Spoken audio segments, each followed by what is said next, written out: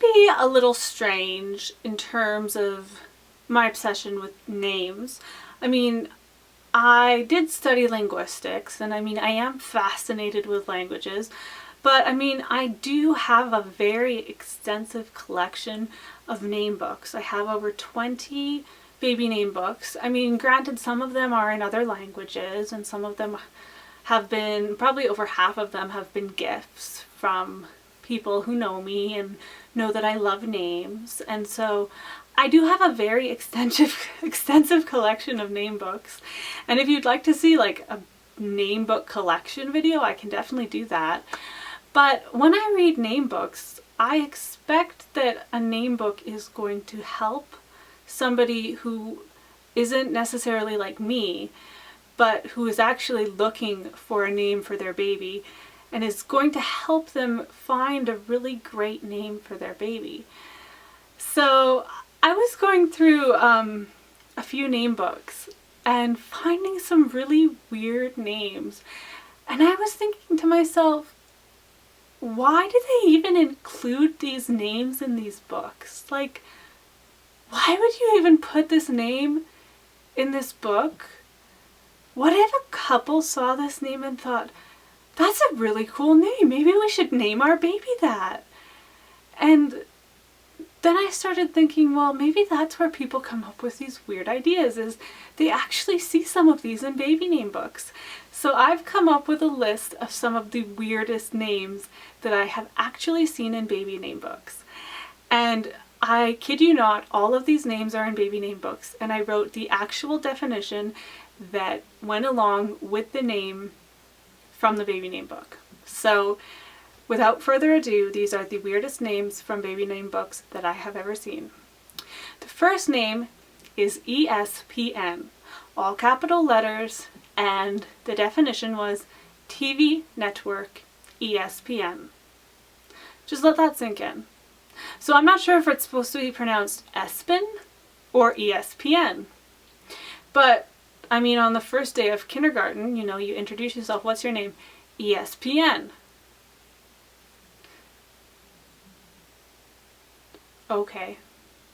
I just don't understand. I really don't. And I'm not going to say the books that these are from, because I swear every book, every baby name book has at least one or two weird names, but this is my son ESPN.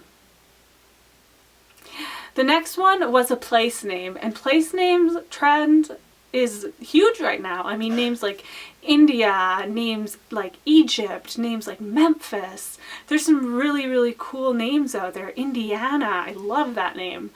But Bangkok, for an English speaker. For an English speaking person to name their child Bangkok. I mean, that's just screaming for like playground bullying. I don't think you'd have an easy life named Bangkok. Oh, the definition beside Bangkok was just place name.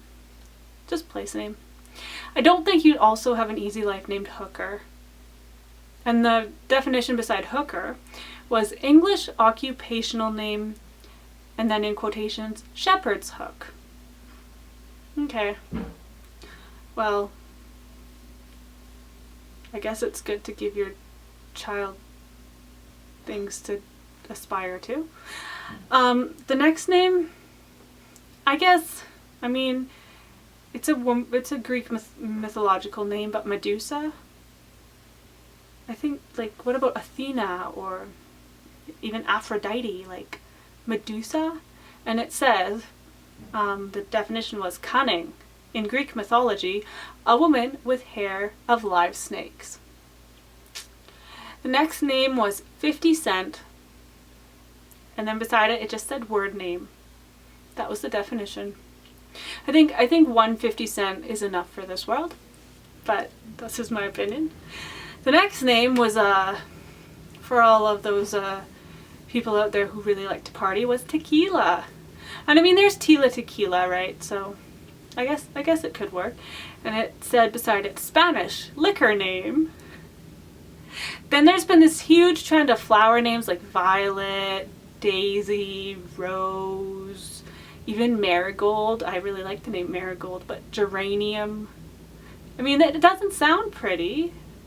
Geranium. And then beside it, it said Latin flower name. The next one I actually really giggled at when I saw it, and that is Peabody. Peabody. Peabody, it's time for your tea. I should get my English, I want to get my, next time I see my grandma, I have a British grandma, Helen, and this one time she left a message on, I'm getting sidetracked. This one time she's partly deaf because she's 92.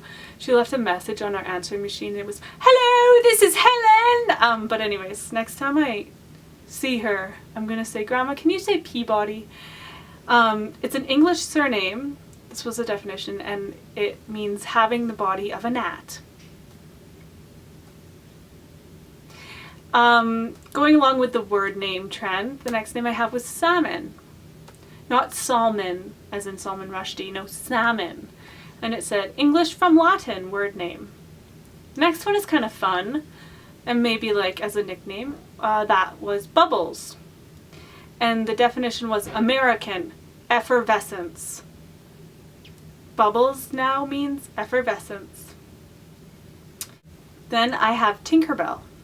Yes, this was in a baby name book, Tinkerbell. For those of you suffering from Peter Pan syndrome and never wanting to grow up. And this is an English name that means fairy, apparently. The next one is IKEA. I guess if you're super into decorating, maybe I should suggest this one to my mom for like if we get a pet or something. She could call it IKEA because she is so obsessed with IKEA. And the definition was word name. The next one was wisdom, with yes, this spelling, and its definition was spelling variation of wisdom. This one is probably one of my favorites on the list, bachelor. It's like you're just signing your child up for a life of loneliness. And it said it's a French name, meaning unmarried man. And then the next one really takes the cake, Lucifer. Maybe if you're in some sort of satanic cult, this would be a good choice. It's a Latin name, and it means bringer of light. I mean, I guess he was an angel before he was a devil. Well, let's move on. The last name I have is Seagull. It says it's an English word and nature name. It's also the name of the most annoying birds ever when you're trying to suntan, which, like, I never do, but, you know. So those are the weirdest names I've ever found in baby name books. Let me know if you've ever come across a really, really weird name in a baby name book, because these just kind of blew my mind. I mean, come on, ESPN.